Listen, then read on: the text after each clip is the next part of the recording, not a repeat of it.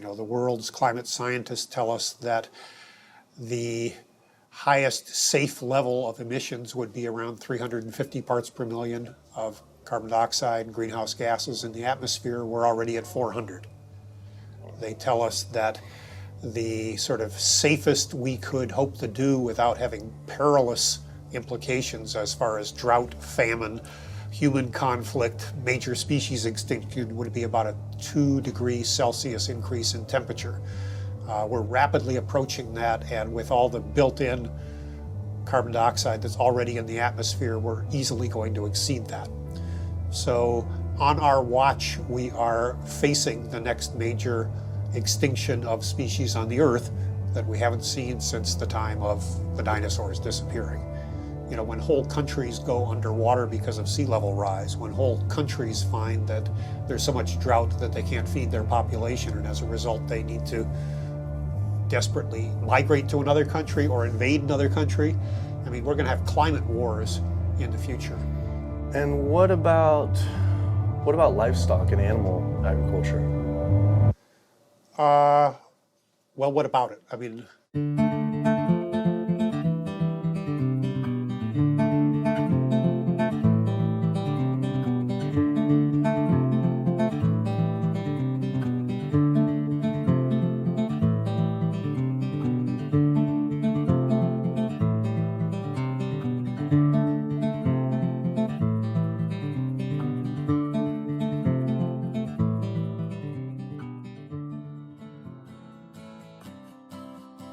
My name's Kip.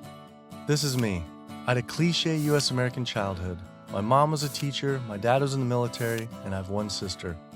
I played all the sports growing up, but I always loved the outdoors and camping. Life was simple, not a care in the world.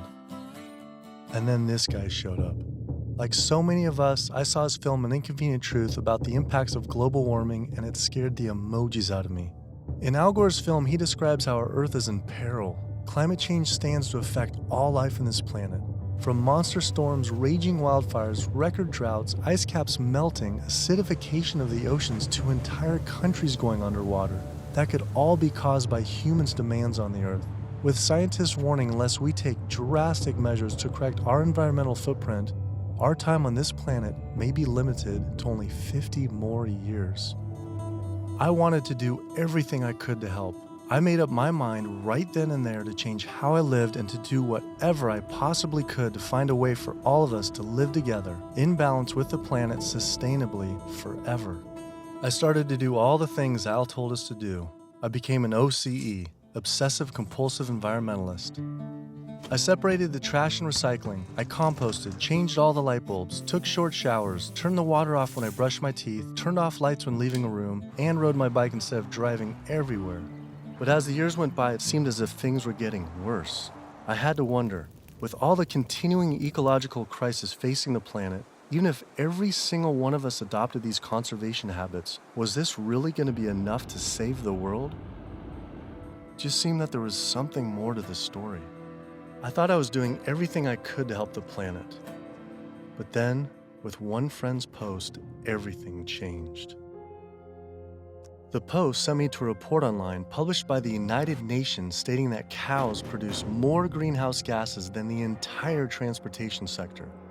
This means that raising cattle produces more greenhouse gases than all cars, trucks, trains, boats, planes combined, 13% compared to 18% for livestock. This is because cows produce a substantial amount of methane from their digestive process. Methane gas from livestock is 25 to 100 times more destructive than carbon dioxide from vehicles. Here, I'd been riding my bike everywhere to help reduce emissions, but it turns out there's more to climate change than just fossil fuels. I started doing more research. The UN, along with other agencies, reported that not only did livestock play a major role in global warming, it is also the leading cause of resource consumption and environmental degradation destroying the planet today.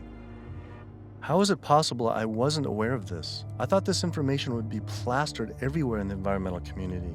I went to the nation's largest environmental organizations' websites, 350.org, Greenpeace, Sierra Club, Climate Reality, Rainforest Action Network, Amazon Watch, and was shocked to see they had virtually nothing on animal agriculture. What was going on? Why would they not have this information on there? It seemed the main focus for many of these groups was natural gas and oil production, with fracking being the latest hot issue due to water usage and contamination. Hydraulic fracturing for natural gas uses an incredible amount of water. A staggering 100 billion gallons of water is used every year in the United States. But when I compared this with animal agriculture, raising livestock just in the US consumes 34 trillion gallons of water. And it turns out the methane emissions from both industries are nearly equal. Living in California, a state plagued by drought and water shortages, water use is a major concern for many of us. The average Californian uses about 1,500 gallons per person per day. About half of that is related to the consumption of meat and dairy products. So meat and dairy products are incredibly water intensive, in part because the animals are using very water intensive grains. That's what they eat. And so all of the water embedded in the grain and that the animal eats essentially is considered part of the virtual water footprint of that product. I found out that 1/4 pound hamburger requires over 660 gallons of water to produce. Here I've been taking these short showers trying to save water, and to find out just eating one hamburger is the equivalent of showering 2 entire months. So much attention is given to lowering our home water use, yet domestic water use is only 5% of what is consumed in the US versus 55% for animal agriculture. That's because it takes upwards of 2,500 gallons of water to produce 1 pound of beef. I went on the government's Department of Water Resources Save Our Water campaign, where it outlines behavior changes to help conserve our water, like using low-flow shower heads, efficient toilets, water-saving appliances, and fix leaky faucets and sprinkler heads, but nothing about animal agriculture. When I added up all the government's recommendations, I was saving 47 gallons a day. But still, that's not even close to the 660 gallons of water for just one burger. I wanted to see if I could somehow talk with the government about this. Just calling to see if we could schedule an interview. Yeah, that would be good. What does your schedule look like this afternoon or tomorrow afternoon? Tomorrow afternoon could be good.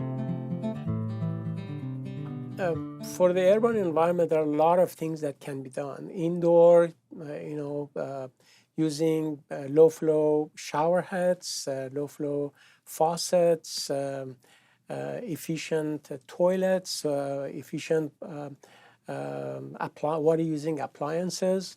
All those are really good areas that can help quite a lot. But the biggest water savings is from outdoors. We have to be mindful of the way we use water. We have to use it as efficiently as possible. We have to protect its quality, and we have to be good stewards of the environment that depend on water. And checking the sprinklers. A lot of time we get a lot of leaks and broken sprinklers and things like that wastes water. And those are the areas that there's a lot of room for conservation. It kept on coming up. A lot was of animal agriculture. Can you comment on that at all, about how much that plays a role in water consumption and pollution?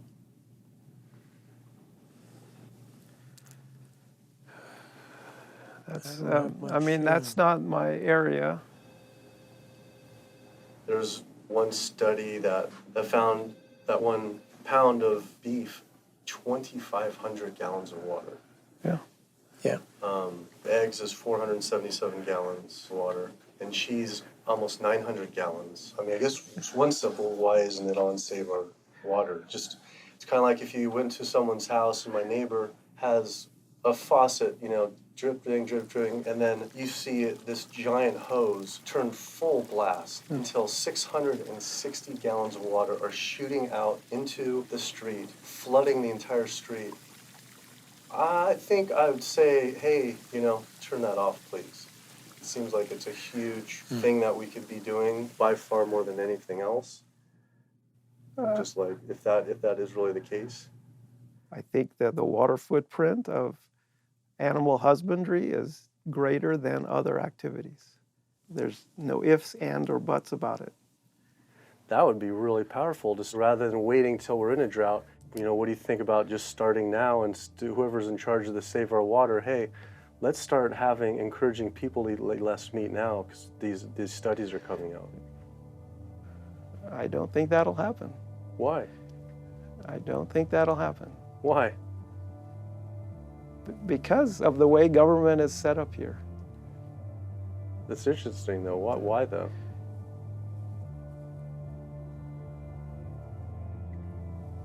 One is water management, and the other one is behavior change. Behavior of taking showers and not watering your lawn and doing all that, that's behavior. Yeah. Wow. Clearly, the government did not want to talk about this issue. Their inability to answer, along with the environmental organization's silence on the topic of animal agriculture, made it seem something more was going on.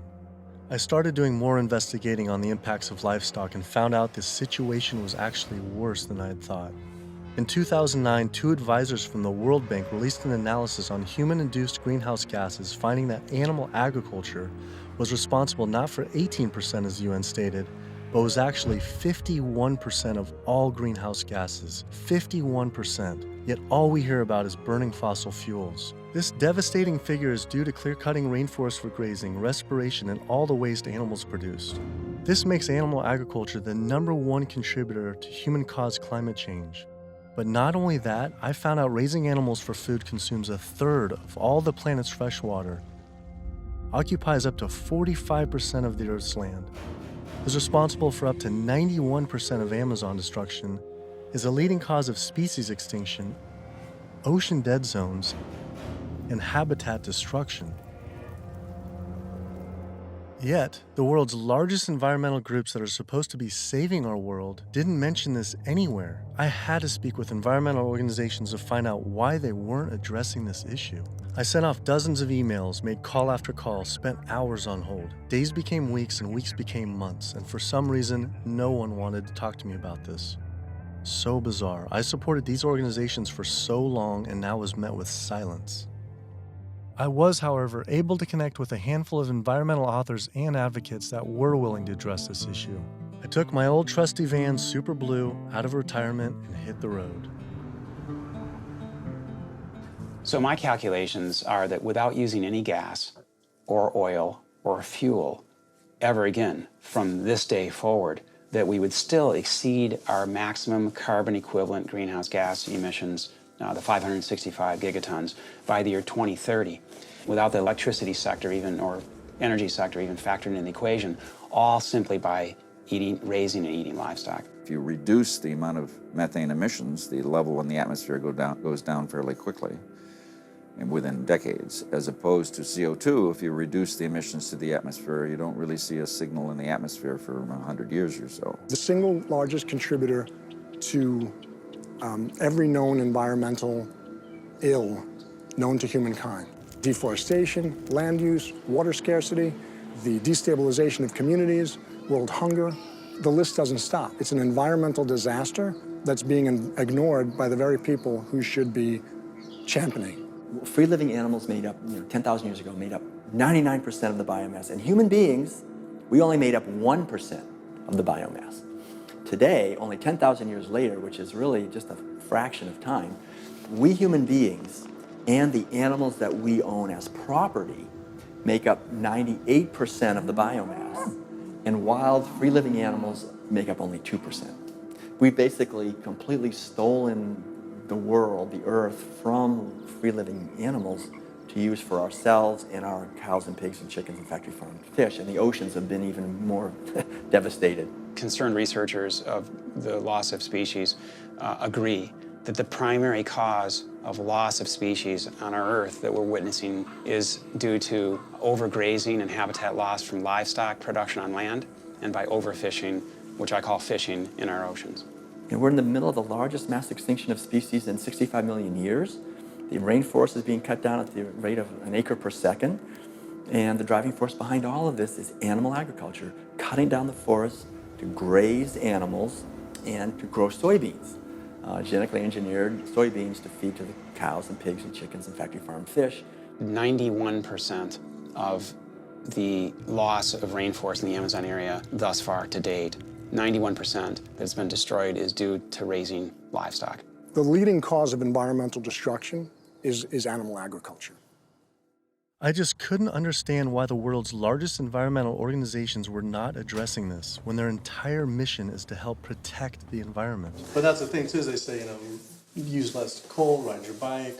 What about, eat less meat? Yeah.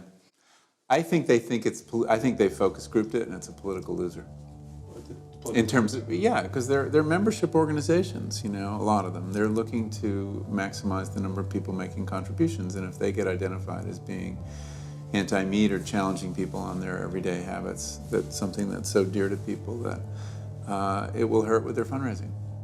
They do not want to address the primary driving cause of environmental devastation, which is animal agriculture, because they're businesses and they want to make sure that they have a reliable source of funding. I went invited to a meeting with Al Gore and some years ago now, and made these methane arguments, and he was really pushed back. And that's just his argument. It's hard enough to get people to think about CO2. Don't confuse them. I think that the problem with a lot of organizations that are focused and have a laser focus don't go off message because they don't want to piss off another whole group of people that will make their lives difficult. If you listen to the majority of the major environmental organizations, they're not telling you to do much besides live your life the way you've been living it, but change your light bulb from time to time, drive less, use less plastic, recycle more. It's better for their fundraising and better for their profile to create a victim and perpetrator sort of plot line. It's like when we talk about the fact that when we have a dysfunctional family and the father is an alcoholic, that's the one thing no one talks about. Everybody goes around that, and yet it's the one thing that's causing the devastation in the relationships in the family, because no one wants to talk about it. How could these organizations not know? I mean, the issue is right in front of them. It's unmistakable at this point. And just like these organizations, they're falling over themselves to show the general public that climate change is human-caused. And in doing so, they completely fail to see what's right in front of them, that animal agriculture, raising and killing animals for food, is really what's killing the planet. That was it. No more emails, no more phone calls. I had enough. I realized if I wanted answers, I would have to go to these organizations' headquarters in person. Hi, how's it going? We're doing a full-length feature documentary, and it's on sustainability and animal agriculture plays a role. And we're seeing if we can talk to David Barr. David Barr? Yeah. Okay. Do you have an appointment with him? We've been trying for it's almost 2 months, and we haven't even had one receptive email or anything. So we're seeing if we can just set something up. Let me just get They sent out their PR person instead. She refused to be filmed and told us to turn off the camera, but promised someone from their rainforest, ocean, and climate change departments would all speak with us, finally. Next stop was to give Sierra Club a visit. Turns out they were a bit more receptive to me showing up at their doorstep. Hey, how's it going? With the climate change, what's the leading cause of that? Well, it's basically burning too many fossil fuels. So coal, natural gas, oil, tar sands, oil shale, all these new exotic fuels that are kind of hybrids between them. But that's basically what is loading up the atmosphere. So we have this greenhouse effect where the heat is getting trapped and the temperatures are soaring at a rate that has never existed in the history of the Earth. And what about livestock and animal agriculture? Well, what about it? I mean, we do just research. A couple of the UN report says it's more. Livestock accounts for more than all transportation put together. A recent 2009 World Watch report, livestock causes 51% of all greenhouse gas emissions. Yeah, well, it is a big issue, and we need to address that as well. But, there's just so many different potential sources of methane and carbon emissions. If the number one leading cause is animal agriculture and meat consumption, then doesn't that need to be the number one focus, if not the number two? Well, That's your assessment. Our assessment is different. That was bizarre. So Greenpeace got back with me today and said, "It was great to meet with you yesterday. I've spoken with various people here at Greenpeace about your request, but I'm afraid we're not going to be able to help this time. Thanks again, and we wish you the best of luck."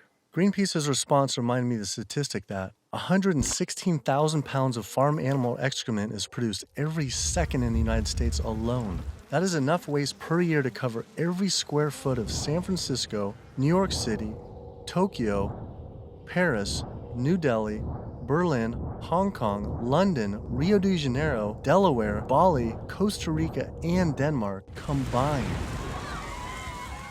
Livestock operations on land has caused created more than 500 nitrogen-flooded dead zones around the world in our oceans, comprise more than 95,000 square miles of areas completely devoid of life. So any meaningful discussion about the state of our oceans has to always begin by frank discussions about land-based animal agriculture, which is not what our conservation groups, Oceana being the largest one in the world right now, the most influential, as well as others, that's not what is at the apex of their discussions.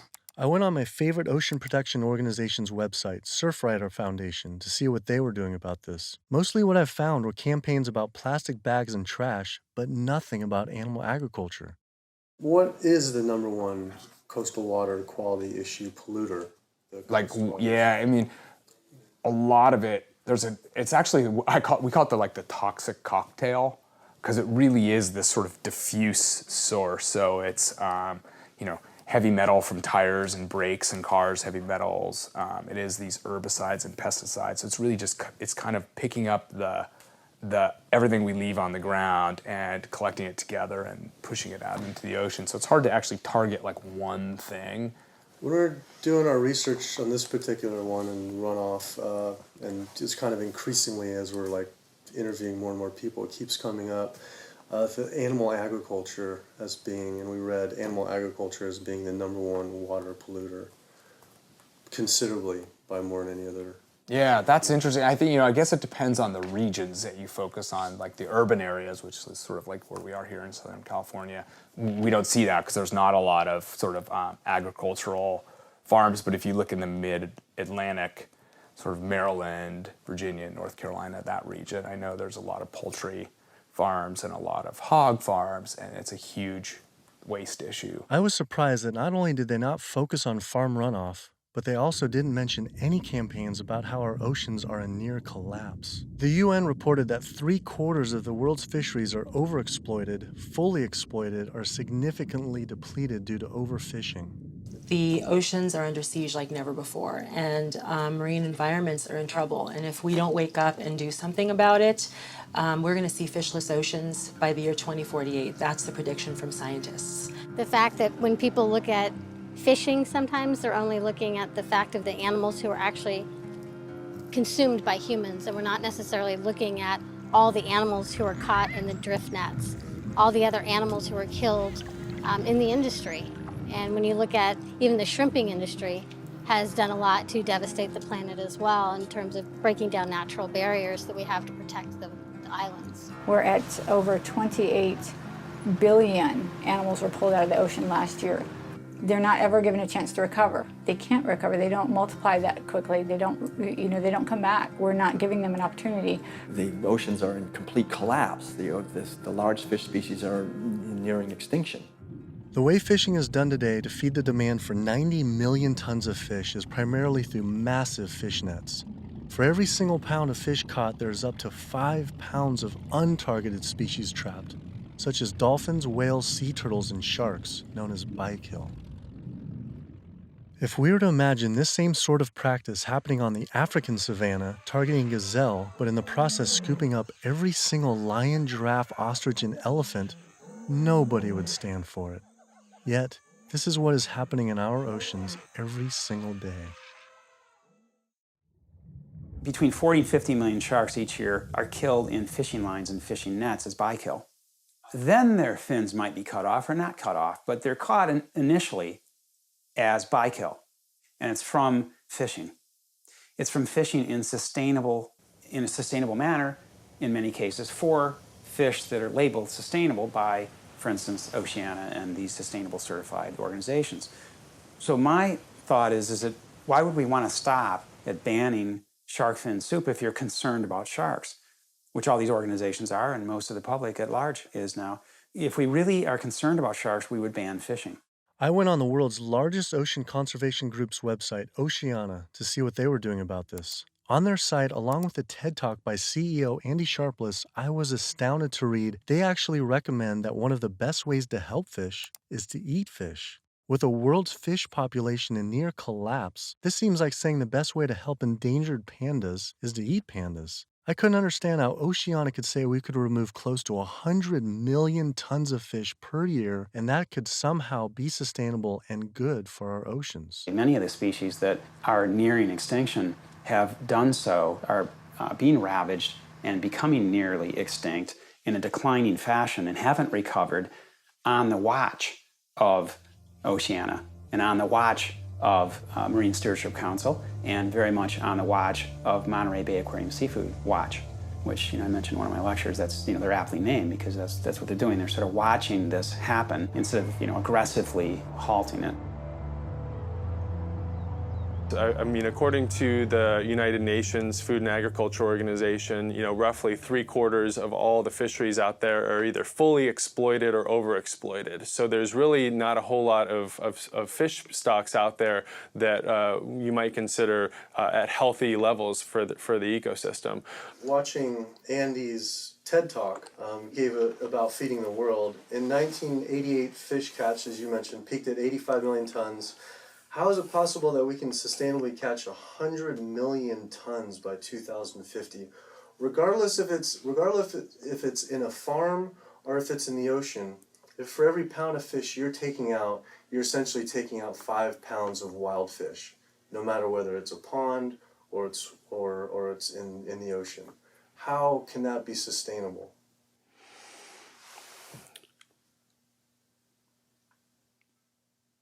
The ultimate question, right, is that there is a tremendous amount of natural production that is basically coming out of the oceans all the time.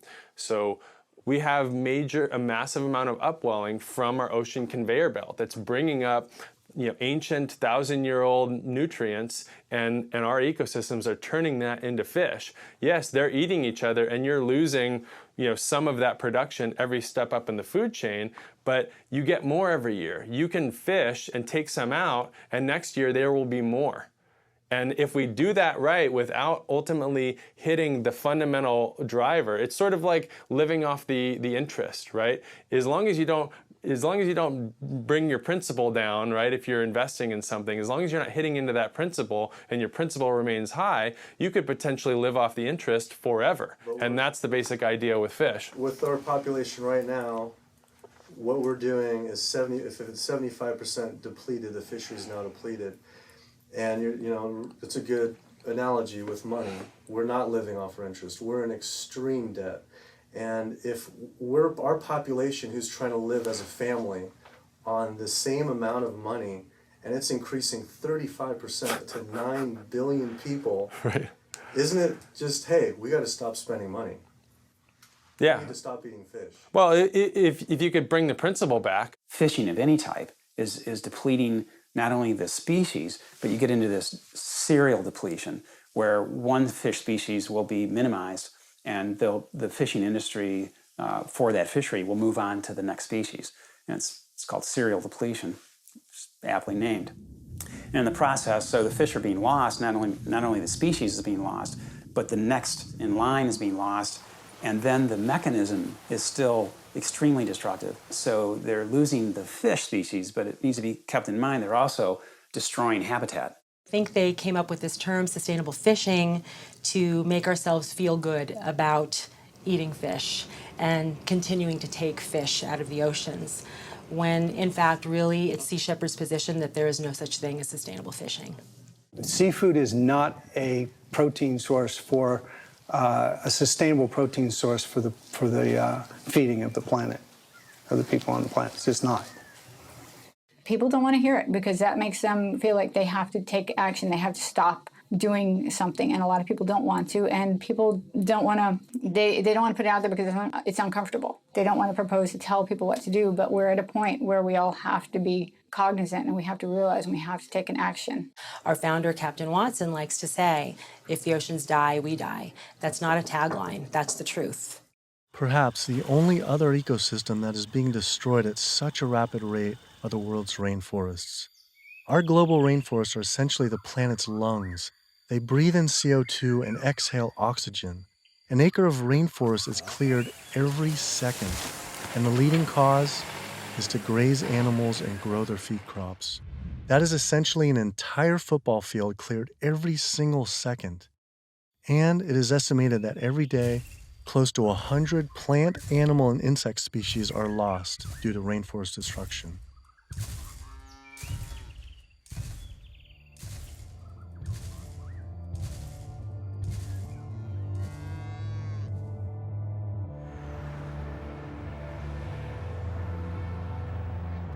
What is the leading cause, absolute leading cause of rainforest destruction?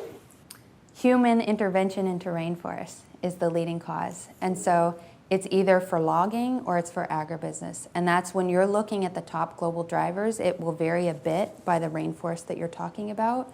But the way that we're choosing to use these natural resources on a large industrial scale is the leading driver. When I went on Rainforest Action Network's website, I couldn't believe I didn't see anything about cattle. But I did see they had a large campaign against palm oil. Palm oil plantations are causing tremendous deforestation in the Indonesian rainforest.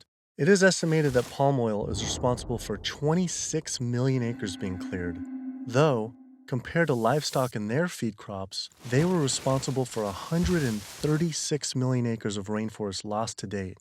But on their website, I was shocked to find cattle was not included as one of their 4 main key issues. Instead, they focused on palm, pulp and paper, coal, and tar sands. How could they not have the leading cause of rainforest destruction? I had to wonder, why focus on fossil fuels and not cattle? Is it more fossil fuels or is it more animal agriculture? I don't know why we would ever do a one or the other. I'm just wondering, what more is it? I don't necessarily know what it is. Could the executive director of one of the world's largest rainforest protection groups honestly not know what was going on? Or even worse, were they hiding it on purpose? And if so, why? I immediately went to Amazon Watch to see if they would say what the leading cause of rainforest destruction truly is. The most biologically and culturally diverse place on the planet is under massive attack right now. The Amazon rainforest itself could be gone in the matter of the next 10 years. What is the leading cause of rainforest destruction? The leading cause of rainforest destruction, I would say, well, just to put it into the context of what Amazon Watch works on, there's many drivers of deforestation, as we call them. Many different reasons and ways that the rainforests are destroyed. The ones that cause the most damage and are the most widespread are mega projects, such as oil and gas pipelines, such as mining projects, such as mega dam projects. We're not talking about... I felt like I was going in circles with all these groups, as if I were stuck in some strange cowspiracy twilight zone where no one could talk about cows. I couldn't believe these organizations just wouldn't say what the leading cause of rainforest destruction truly is. I had to ask one more time. It's hard to say what is a leading cause of deforestation of the Amazon because they're all destructive: oil and gas, mining, dams, agriculture. But in terms of land use, in terms of the amount of land that is destroyed by when we talk about, in comparison, all those different causes of deforestation, what is causing the most trees to fall, for example? I think it would definitely be agriculture. Unfortunately, one of the biggest causes of deforestation definitely in the Brazilian Amazon, is agribusiness, cattle grazing, and soy production in particular. This is really what's going on. Why do you think that's like no Greenpeace or no one's really saying the whole story? The whole story about one of the main cause of deforestation. Yeah. And I think you brought up some really good points about why isn't anybody doing anything about this? And I think in Brazil in particular, I think when we look at what happened after the forest code was passed, and people who were standing up against the lobbyists and the interests, the special interests, the cattle industry, the agribusiness industry, what was happening to them? A lot of people who were speaking out got killed. And if you look at, say Carlos, you look at Claudio, there's people who are putting themselves out there and saying, cattle ranching, is destroying the Amazon. A lot of those people who are really putting themselves out there, and look at Dorothy Stang, the nun who lived out in Pará, who was killed. A lot of people will speak up. A lot of people just keep their mouths shut because they don't want to be the next one with the bullet to their head. Sister Dorothy Stang was a U.S.-born nun living in the heart of the Brazilian rainforest. Her life's work was to protect the Amazon. She spoke out openly against the destruction of rainforests from cattle ranching for years. Walking home one night, she was brutally gunned down at point-blank range by a hired gun from the cattle industry.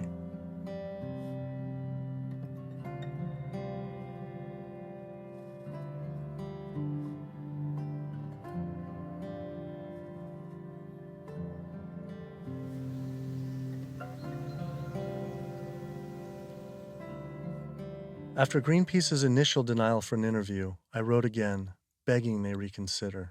Greenpeace got back again and said again, I'm afraid we've explored the options here in terms of helping you and are not going to be able to be involved this time. You mentioned you were also speaking to Oceana. I'm sure they'll be able to give you some great quotes about ocean-related issues. Thanks again for thinking of us.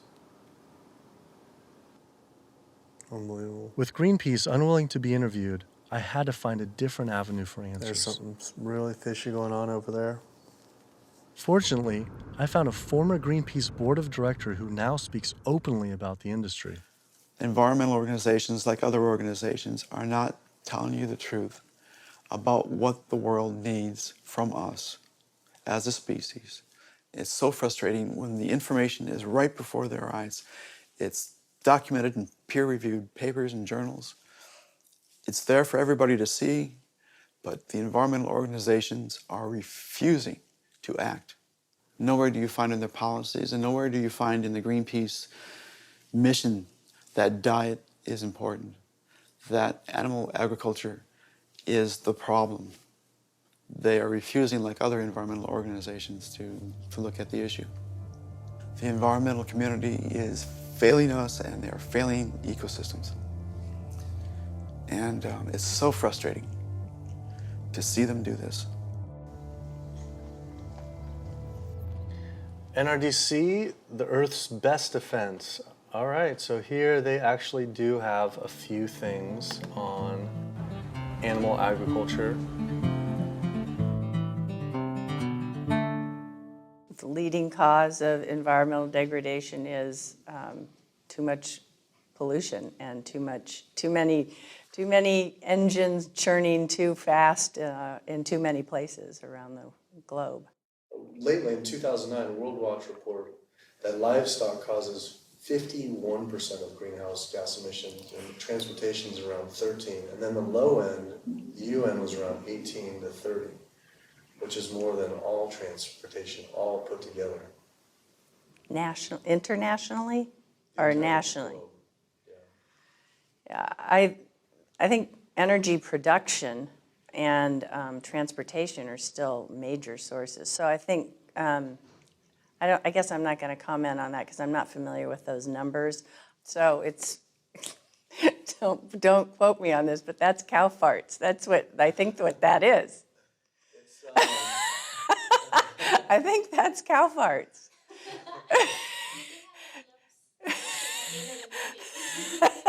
Well, that's part of the story. Methane production from cows and other livestock's flatulence is a major contributor, but mostly it is due to deforestation and the waste they produce, which is 130 times more waste than the entire human population, virtually all without the benefit of any waste treatment.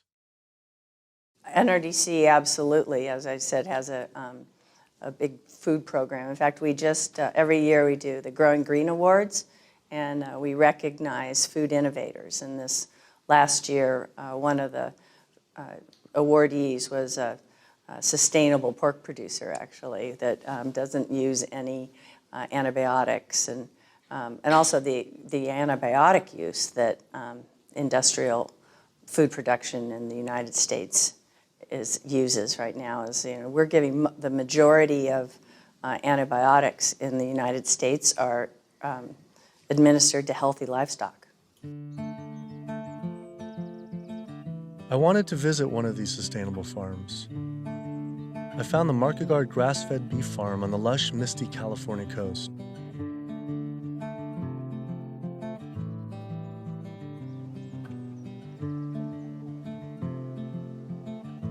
I met Eric and Donegal Markegard and their 4 children. Leah and Larry are usually up at 6 and out, milking the cows, slopping the hogs.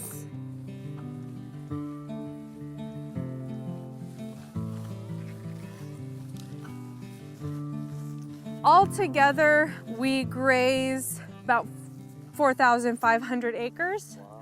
And this is our home ranch, and this is 952 acres of that. On average, it's about 1 cow or cow and a calf per every 10 acres. We would produce annually roughly 80,000 pounds of finished plate-ready meat.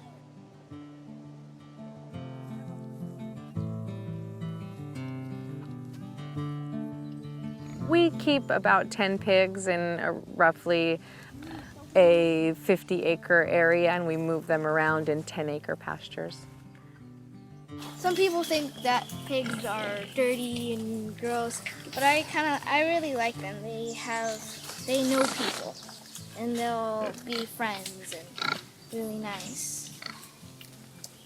And they could be like your best friend, or could be like your sister. See? They know you when you get to know them. I mean, I shouldn't be bonding, but you have to have nice pigs. Why shouldn't you bond with them? Well, because they're gonna turn into bacon. Oh. But These pigs are about 7 months old now. That's it? Wow. So these bigger ones are getting ready to be killed. Those 2 smaller ones there, you know, they could grow up a few more months. I love animals, and that's why I'm in the meat business. It's what more of society needs to see, is that packaged piece of meat is a living animal, living and breathing creature that, yeah, it's hard. It's hard. But like what Donegal said earlier, we do it because we love them. With the land use, there's anywhere between, with industrial, as low as 2 to 2.5 acres per cow, all the way up to some, depending, it's not as lush as this, up to 35 acres. Yeah, we have a ranch in South Dakota that's 50 acres. 50 acres per? Yeah, it's about 50 acres, yeah. And why is that? Same thing, it was just farmed and robbed of all the nitrogen, you know, the It's land also was abused, seasonal, and right? it's also seasonal. Is it possible, and is it practical for the whole world to, say, have grass-fed cattle? In, like, say, Brazil, where, you know, 80%, supposedly 80% of the rainforest was destroyed for cattle. What are your thoughts on that? They shouldn't be eating beef. If their environment wasn't designed to raise beef, then they shouldn't be eating it. Yeah. How do you offset the carbon footprint of livestock?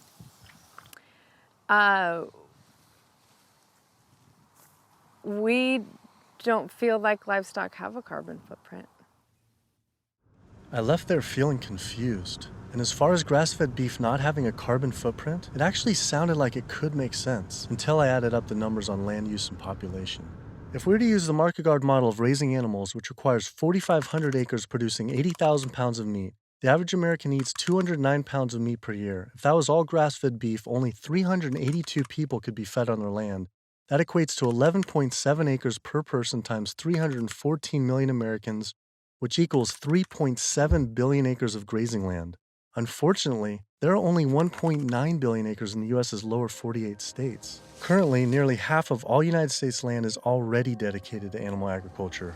If we were to switch over to grass-fed beef, it would require clearing every square inch of the United States, up into Canada, all of Central America, and well into South America. And this is just to feed the United States' demand on meat. But that figure doesn't even take into consideration that much of that land isn't suited to graze livestock. We would have to convert all mountain ranges to grassland, clear ancient forests and national parks to grazing, and demolish every city just to make room to graze cows. Just like Brazil, the United States isn't suited to meet the demands for meat. It takes 23 months for a grass-fed animal to grow to the point, to the size and age that it's slaughtered, whereas a grain-fed takes 15 months. So that's an additional 8 months of water use, land use, feed, waste, and in terms of a carbon footprint, it's a huge difference. Turns out, due to land use, grass-fed beef is more unsustainable than even factory farming. I had to come to terms with the fact there was no way to sustainably raise enough animals to feed the world's current demand on meat, and had my doubts on dairy as well. But I did want to talk with a premier organic dairy company to see if they believe their product was sustainable for the world's population. It requires a lot of inputs to produce milk. The feed, the water, the land, it does. And it may not be practical to expect that there can be enough dairy production produced in a sustainable way to feed the entire world. I just don't think that that's necessarily a given. I think it's maybe too much to expect that the world can be fed with dairy in a sustainable way. I don't know the answer, but common sense would say that's a long shot. I was shocked to hear such an honest answer. If this is what the dairy's CEO would say, I wonder what the farmer would claim. Based on their marketing, it seemed their farms were an oasis for cows.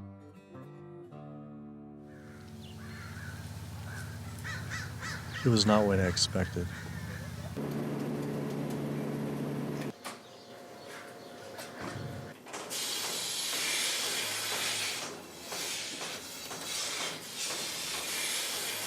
Typically, a cow will eat 140 to 150 pounds of feed a day. 40 to 50 pounds of feed every day. And then she's also going to drink between 30 and 40 gallons of water.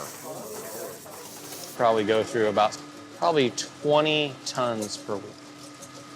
20 tons of grain per week. Primarily for our milking cows, so about 250 cows. Yeah, so the biggest part of sustainability to me, the number one thing on the list should be profitability. So how the process completely works from start to finish is the cow needs to have a baby in order to give milk. And so she'll have her baby. That baby's going to stay with the mother for at least 2 days. The babies will go off to our calf raising facility, so they have an individual hutch that they'll be raised in. Since we're a dairy, it's only the girl cows that give us milk. So the boys on typical dairies, they're sold off to beef raising facilities. But we do keep approximately half, and we raise them for 2 years and sell them as organic grass-fed beef. So all dairy cows eventually go to the beef industry? Mm-hmm. At some point in time, she's really going to drop off, and so you have to make a business decision at that point. Are you going to keep investing in her, to give milk, or are you going to sell her off again to another dairy or into the beef industry?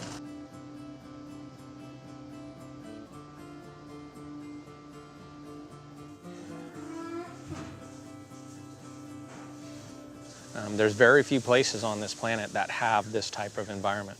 But the demand on dairy-based protein in the world is only going to increase.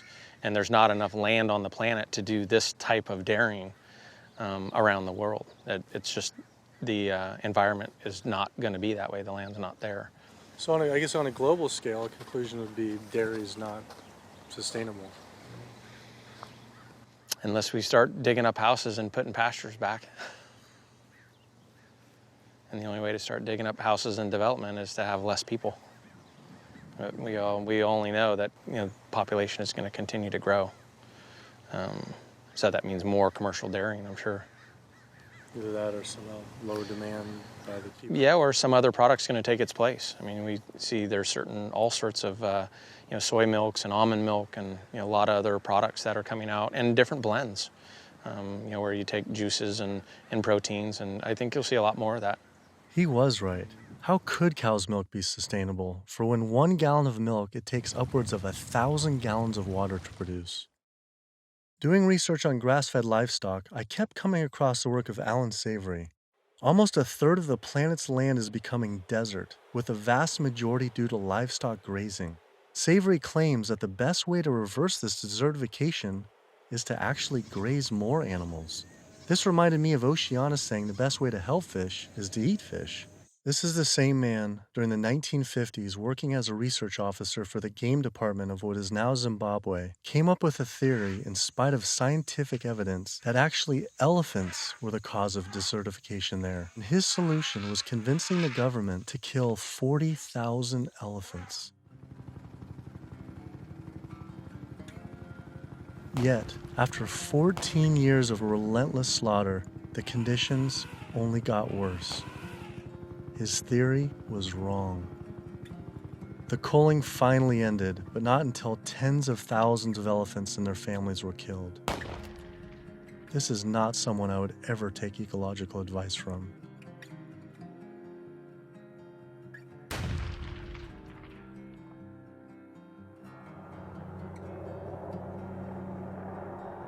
It turns out the cattle industry is having the same effect on wildlife in the United States.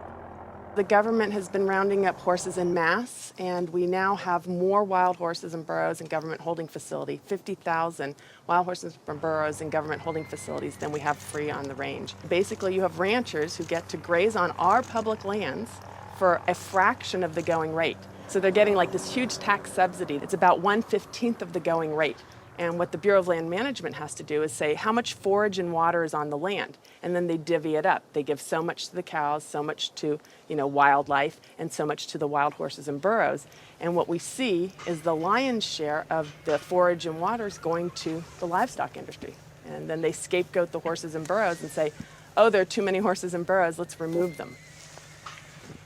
I always tell people that wild horses and burros are just one of the victims of the management of our public lands for livestock, because we also see the predator killing going on.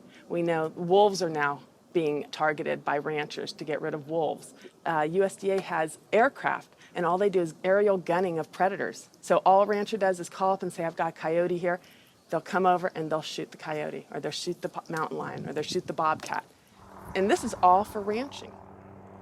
In Washington State, after cattle were found to be attacked on public lands where they were grazing under permit, Washington State decided to kill the entire wedge pack of wolves. And those wolves were not introduced. They had in-migrated from Canada, but they're no longer there. It starts at the local level with the Bureau of Land Management, but then it goes all the way to Congress. And we see Congress sitting there willing to allow this type of mismanagement of our public lands to continue. It is the insistence of and the lobbying power of the animal agriculture industry that continues to see wolves killed, continues to see an insistence that predators be maintained at a low level that does not benefit ecosystems. I've seen so many pieces of land, I've looked at so many environmental assessments from the Bureau of Land Management where they say the rangelands are not meeting standards. And they say straight up, livestock grazing is a cause for not meeting range standards, and yet they will continue to allow livestock grazing. They're at the very core of making sure that cougars are treed by hounds and that wolf packs are run down and that hunting seasons are opened up year-round and that traps are set so that they can suffer. If anyone cares about wild horses and wildlife and public lands and the environment, you can't ignore the livestock, the impact, the negative impact that livestock raising is having on our public lands and the rest. I've added up the costs of animal food production that the producers don't actually bear themselves. These are the hidden costs or the externalized costs that they impose on society. And those are in categories like healthcare, environmental damage, subsidies, damage to fisheries, and even cruelty. If you take those externalized costs, which are about $414 billion, if the meat and dairy industries were required to internalize those costs, if they had to bear those costs themselves, the costs of the retail prices of meat and dairy would skyrocket. So a $5 carton of eggs would go to $13. A $4 Big Mac would go to $11. The problem with these externalized costs being imposed on society is that whether you eat meat or not, whether you're an omnivore or an herbivore, you are paying part of the costs of somebody else's consumption. So that when somebody goes into a McDonald's and buys a Big Mac for $4, there's another $7 of costs that's imposed on society. I'm paying that. You're paying that, whether you eat meat or not. When you really look at who's benefiting and who's lobbied for this system of agriculture, it's the largest food producers in the country and the largest meat producers. And once they become so large and wealthy, then they can dictate the federal policies around producing food because they have so much political power. Was this why Al Gore, even during his vice presidency, never addressed the issue of animal agriculture and failed to talk about it in his film, An Inconvenient Truth, or his organization, the Climate Reality Project? Was this truth just too inconvenient for even him? I felt let down by the man who inspired me on this entire path. I knew I needed to talk to an animal agriculture lobby group to see what they had to say. If they could silence the government, are they influencing and possibly have connections to these environmental groups as well? Animal Agriculture Alliance, one of the biggest livestock lobby groups in America, has agreed to an interview. Greenpeace won't give us an interview, but Animal Agriculture Alliance has agreed to an interview. Now that is saying something.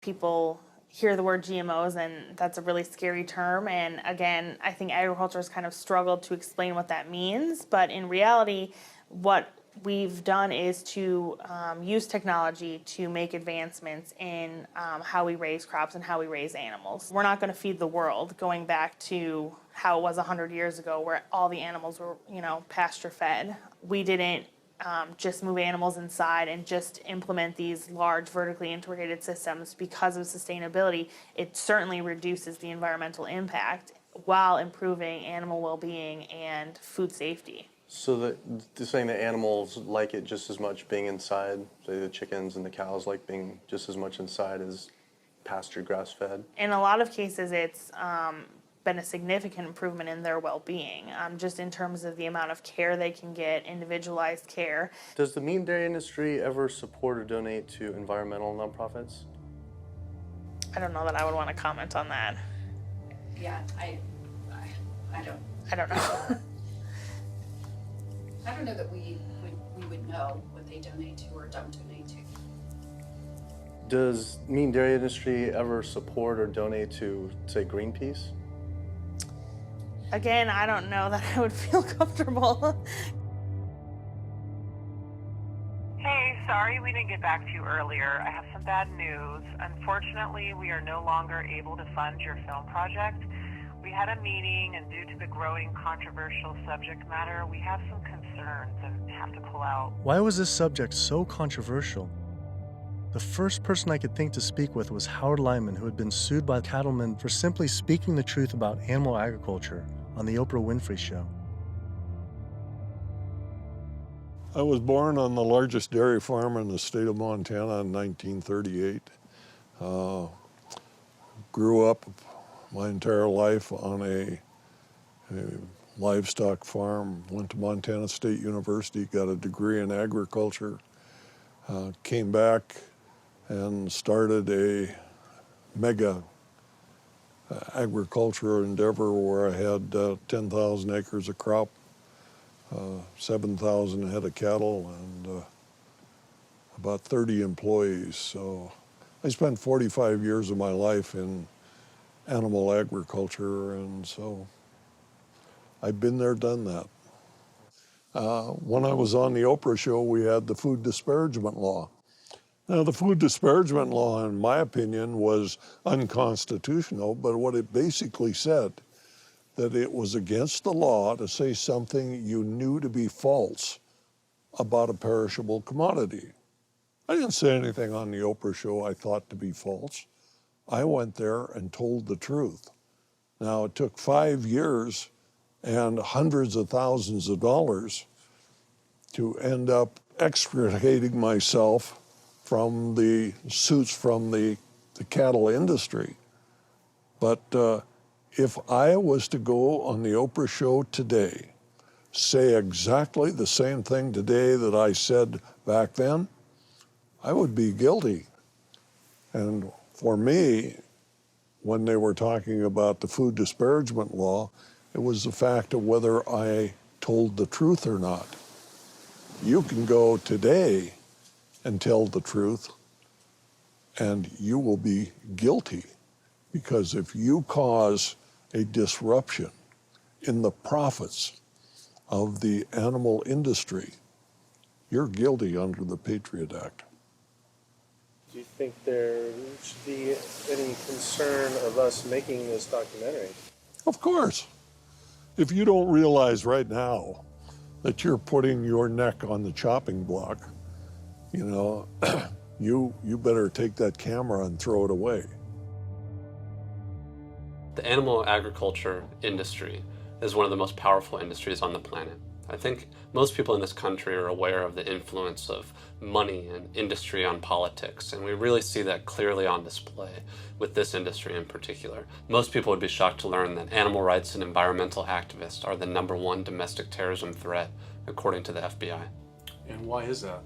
It's a difficult question to answer, why these groups are at the top of the FBI's priorities. I think a big part of it is that they, more than really any other social movements today, are directly threatening corporate profits. You know, when we try to find out how factory farms and how animal agriculture is polluting the environment, they try to claim exemptions to that information, either under national security terms or public safety, trademark issues, business. It's a business secret. We've seen all these attempts to keep people in the dark about what they're actually doing.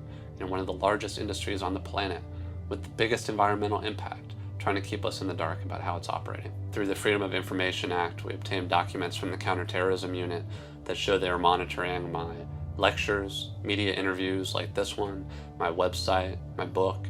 Are we at risk filming this and showing it? You're going up against people that have massive legal resources.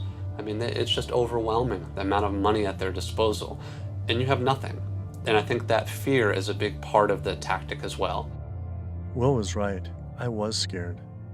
When I learned about the activists being killed in Brazil, I was disturbed, but I felt removed. But to learn about American activists and journalists being targeted by the industry and FBI, my funding being dropped, I was genuinely worried, and it hit close to home. Was this why no one was willing to talk about the issue? I decided to take precautionary measures with all the footage I shot.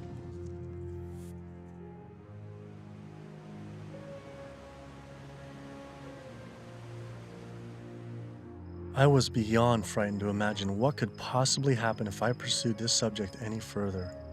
It seemed the only decision to make was to put down the cameras and walk away. But then, I realized this issue was way bigger than any personal concern I could ever have for myself. This was about all life on Earth hanging in the balance of our actions. Now you either live for something or die for nothing. And I actually had no choice all along. I decided then to surrender not to fear from a secret, but rather to a cause towards truth. I couldn't be like these environmental organizations and sit silently while the planet was being eaten alive right in front of our eyes. I had to stand up and continue on.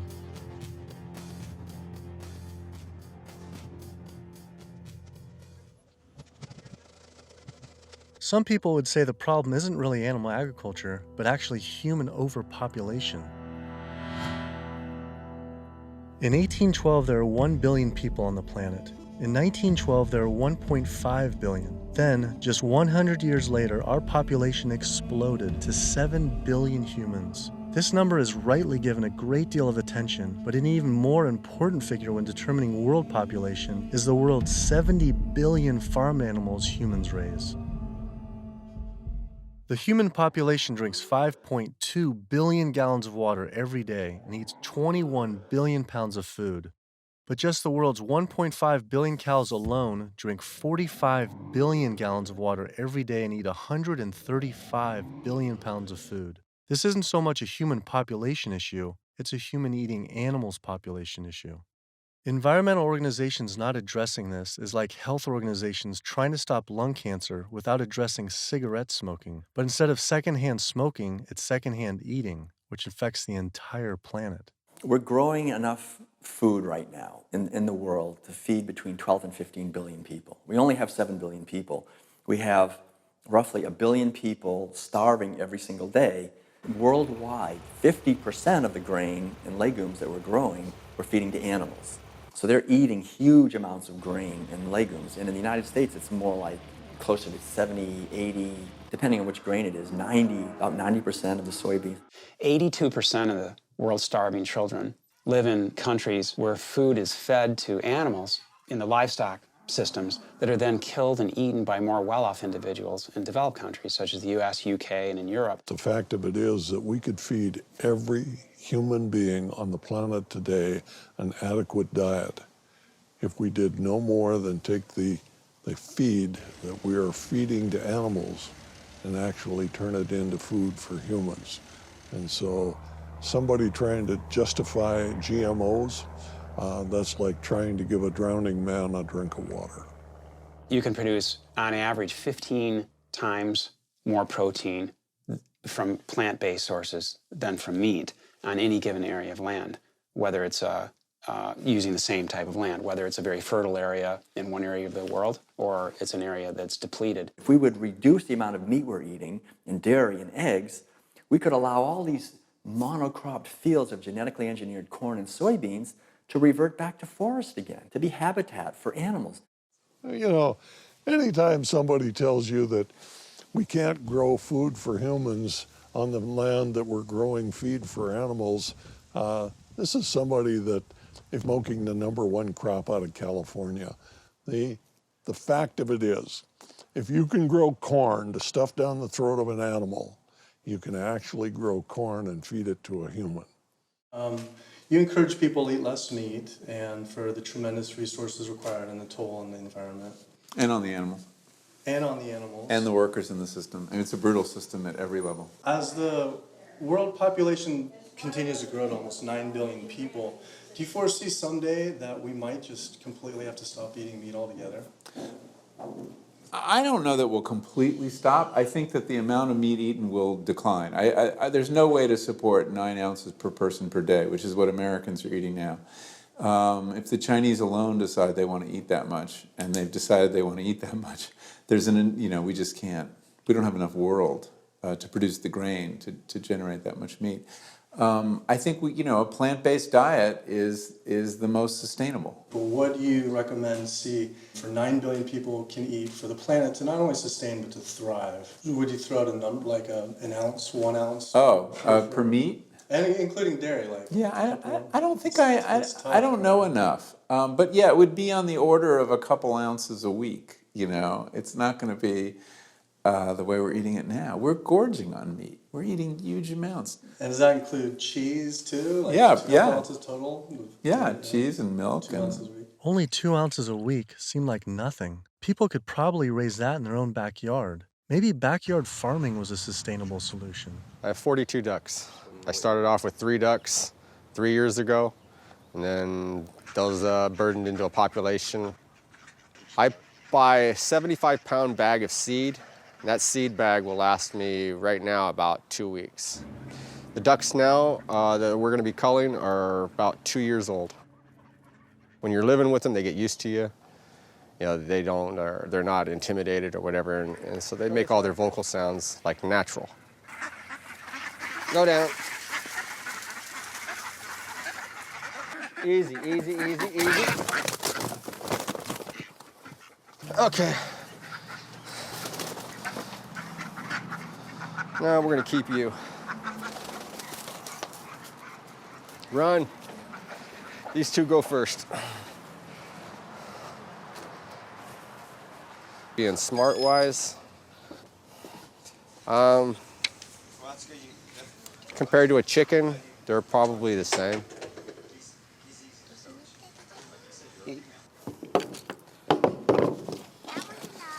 Yeah, he is.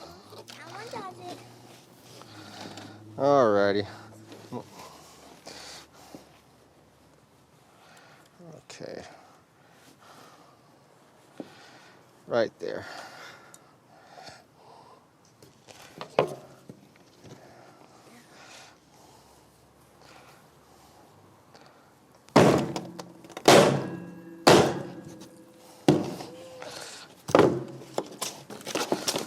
That's going to be a little gruesome. Hmm? How could that still be alive? They're not. That's nerves, a nerve reaction. 5 years old or something like that, I think it was, the first time my dad came out and made us watch as we did rabbits. And we'd raise probably a couple dozen rabbits each year. And then we would take those rabbits and skin them and clean them up and keep them for food. As a young kid, I was kind of, I don't want to say it was hard, but it was kind of, from my memory, because some of the rabbits I had named, so it was kind of like going, you're like going, but after doing it a couple of times, you kind of just learn it's just something that has to be done.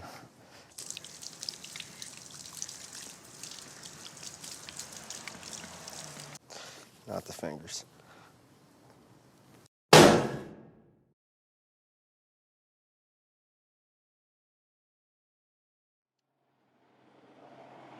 I just can't do it. I don't think I could have someone else do it for me if I can't do it. If I can't do it, I don't want someone else doing it for me. And then sustainability, for sustainability, 75 pounds is 2 pounds per, so it's a pound per week per duck. 52 weeks, 110, so it's 110 pounds of food for 1 to 1.5 pound of meat. So on the sustainability issue, it's 100 to 1. And that grain gets, who knows where that grain comes from. But I mean, when it gets to this point, it's not even about sustainability. It was just, I don't feel real good inside. It's the first time I've ever seen that. So, kind of, yeah.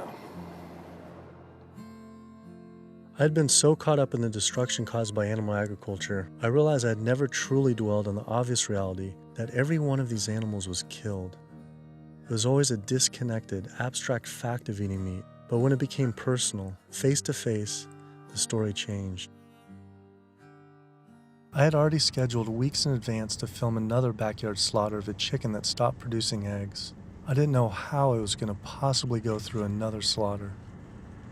So I didn't.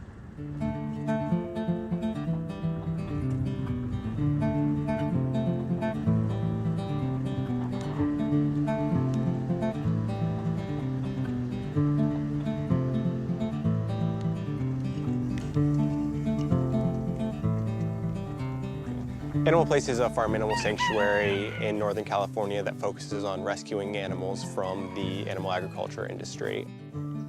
A lot of people don't realize that meat breed chickens, like this guy behind us, they're generally slaughtered at about 42 days old, whereas chickens that are bred for egg production are killed when their productivity starts to decrease, when they start laying less eggs. And that generally happens about 18 months to 20 months. It doesn't matter if you buy caged eggs, eggs from hens on cage-free farms or free-range farms or pasture-based farms. Hi, Carol. It doesn't matter. It turns out there's a successful movement of sustainable animal alternative food producers based right here in California, funded by big names like Bill Gates and Biz Stone. When you imagine all those egg-laying hens eating all that soy and all that corn, you have an energy conversion ratio at about 38:1. Whereas alternatively, you can find plants. And you can grow those plants and you can convert those plants into food.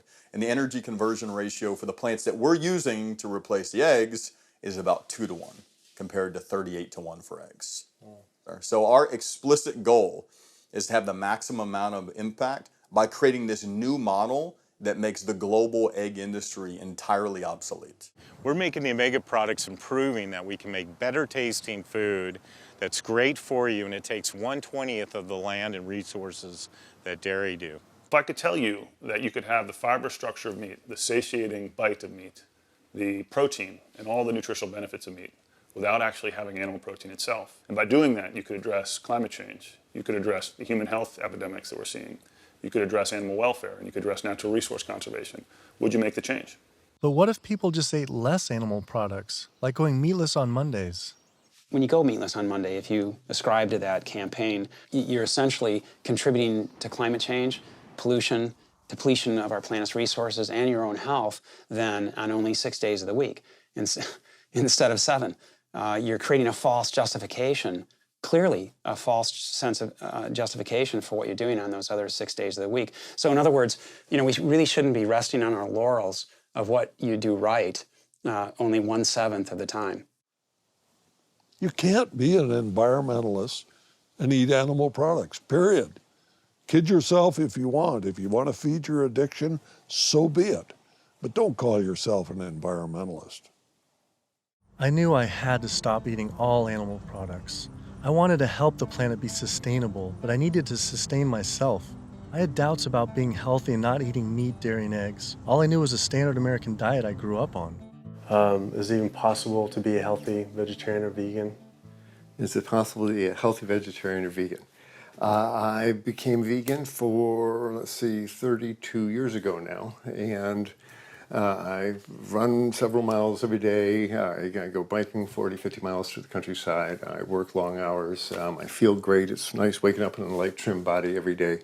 And so many of my vegan friends and patients, are just, they're thriving since their transition to a vegan diet. So yes, and I've seen vegan moms go through healthy vegan pregnancies and deliver healthy vegan children and raise them into tall, full-size, intelligent vegan adults. And yes, certainly all the nutrients are there in the plant kingdom to do this. That is correct. Think anyone should be consuming dairy? I really don't.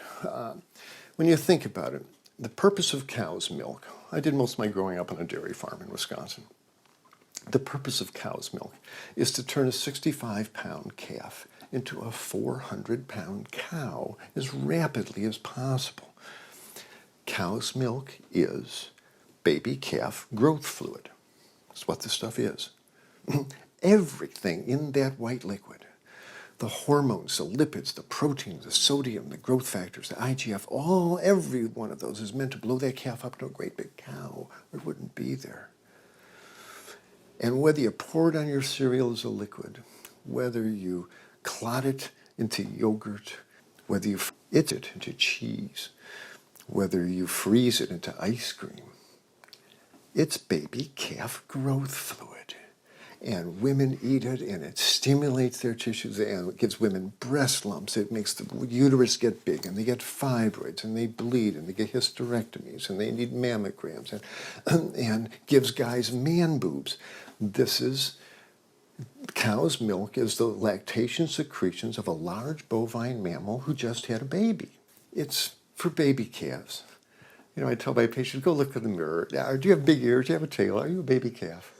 If you're not, don't be eating baby calf growth fluid in any level. There's nothing in it people need. It was a relief to hear I didn't have to eat any animal products to be healthy and even thrive, but I still thought you needed animal manure to grow organic agriculture. It turns out there's an entire movement with people growing food without any animal inputs. I visited Earthworks Urban Farm in Detroit, where they are working with and growing food for the low-income community. We tend to see ourselves as individuals in a bubble, and forget that we inhabit this land and this earth with other creatures. And so we have to learn how to share more, I guess. Josh here is working on his garden. You'll be surprised what you can do with what seems to be not a lot of species. About a 4 by 8. Yeah. What's your goal this year? How much do you think you can maximize that? I would push for 100 at least. 100 At least. pounds. At least. That's amazing. So. The 1 full year after this was constructed, we doubled our yield to over 14,000 pounds of food. 14,000 pounds on Yeah. about how many acres? About 2.5.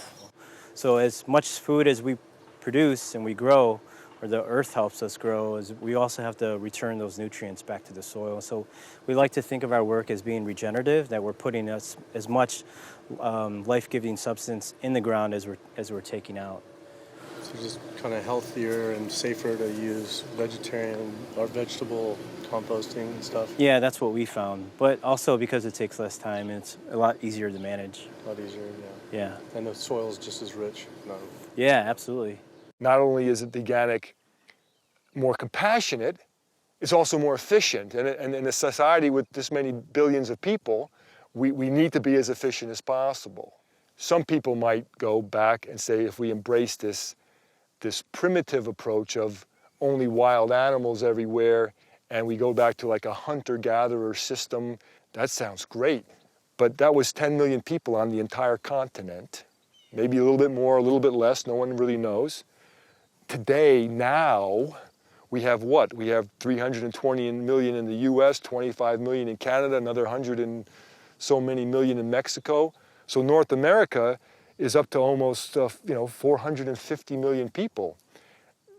Trying to figure out a way to bring animal agriculture in balance with 450 million hungry people is impossible. This is amazing. I didn't believe it when I first learned it, but 216,000 more people are born to the planet every day. Every day. It's extraordinary. But what's really extraordinary is you need, per day, 34,000 new acres of farmable land. It's not happening. To feed a person on an all plant-based vegan diet for a year requires just 1/6 of an acre of land. To feed that same person on a vegetarian diet that includes eggs and dairy requires 3 times as much land. To feed an average U.S. citizen's high-consumption diet of meat, dairy, and eggs requires 18 times as much land. This is because you can produce 37,000 pounds of vegetables on 1.5 acres, but only 375 pounds of meat on that same plot of land. I also learned the comparison doesn't end with land use. A vegan diet produces half as much CO2 as an American omnivore, uses 1/11th the amount of fossil fuels, 1/13th the amount of water, and 1/18th of the amount of land. After adding this all up, I realized I had the choice every single day to save over 1,100 gallons of water, 45 pounds of grain, 30 square feet of forested land, the equivalent of 20 pounds of CO2, and one animal's life, every single day. If we all, as a society, did go vegan and we moved away from eating animal foods and toward a plant-based diet, well, what would happen? If we didn't kill all these cows and eat them, then we wouldn't have to breed all these cows because we're breeding cows and chickens and pigs and fishes. We're breeding them and, over and over again, relentlessly. So if we didn't breed them, then we wouldn't have to feed them. If we didn't have to feed them, then we wouldn't have to devote all this land to growing grains and legumes and so forth to feed to them. And so then the forest could come back. Wildlife could come back. The oceans would come back. The rivers would run clean again. The air would come back. Health would return. Renewable energy infrastructure, such as building solar and wind generators all over our country to reduce climate change, that's a pretty good idea, but it's projected to take at least 20 years. And at least minimally $18 trillion to develop. It's important to realize that we don't have that long of a time frame. We just talked about how it might be a 3 to 4 year time frame. So we don't really have 20 years, and we really don't have $18 trillion to develop these. So another solution to climate change, we could stop eating animals. And it could be done today. It doesn't have to take 20 years, and it certainly doesn't have to take $18 trillion because it costs nothing. Some people say, well, let's fix CO2 and then we can worry about the methane. Well, it's the other way around. It actually makes sense. Do something about methane because you get a response right away. Quietly and unmistakably, the most powerful thing that someone can do for the environment. No other lifestyle choice has a farther-reaching and more profoundly positive impact on the planet and all life on Earth than choosing to stop consuming animals and live a vegan lifestyle. Do you realize 75% of Americans consider themselves to be environmentalists. You don't think we couldn't solve this problem in a heartbeat? I'll tell you what, all we would need is for the environmentalists to live what they profess, and we'd be on a new course in the world. We will not succeed until we stop animal agriculture. And by succeed, I mean we will not save ecosystems to the extent necessary. We will not have enough food for people around the planet. We will not stop global warming. We will not stop pollution and the dead zones that run off all the fields of corn and soy that are grown to feed livestock. And we will not stop the hunting of wolves and other predators. Now, organic farming is one major positive step in the right direction, but we need to keep walking. We need to get beyond organics. We need to get to sustainability. When you take the animal out, well, you also take the greenhouse gas issue out, and you take the food safety issues out, and you take some of the other externalities related to food scarcity out. But one thing that's amazing is, I think you put our values back in.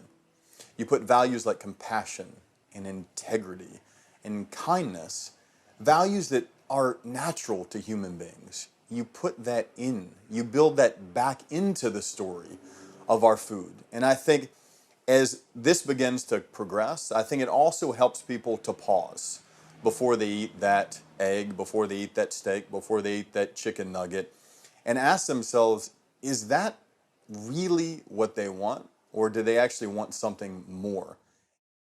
I had to come to the full conclusion the only way to sustainably and ethically live on this planet with 7 billion other people is to live an entirely plant-based vegan diet. I decided instead of eating others to eat for others. At first, like these environmental groups, I was afraid of what it'd mean to change, but now I embrace it. All this talk about sustainability sounded like our planet was on some sort of life support, and I don't want her to simply survive or to sustain, but to thrive. Life today is not about sustainability, it's about thrivability. She's given so much to us for so long, it was time to give back. 108% of everything we have. It felt good. It was in alignment. And we see this movement not just about providing cheaper, inexpensive food that everyone can have, but also a spiritual move. A move towards understanding who we really are and how we can really connect to each other. Do what you can do as well as you can do it every day of your life, and you will end up dying one of the happiest individuals that ever died. We become part of a gathering momentum of other people that's happening. This is really what's happening. This is the news. Selflessness is a nice way to be.